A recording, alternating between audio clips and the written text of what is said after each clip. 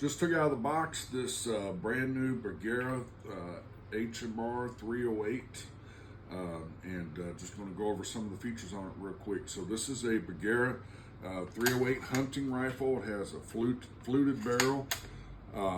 It has this Hogue rubberized stock that just feels so good to hold on to. The stock is also adjustable, has the adjustable cheek rise here, so you can change the height of that cheek rise.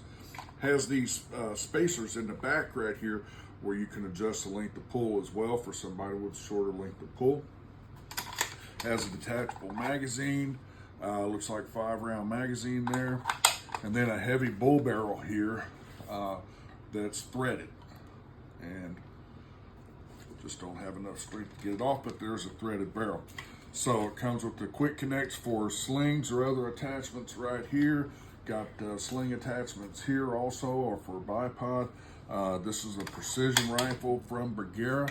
Again, it's the Begara HMR in a 308. Beautiful gun, probably a really good shooting gun. Begara makes some great guns. So, and then lastly, let's check out that trigger squeeze.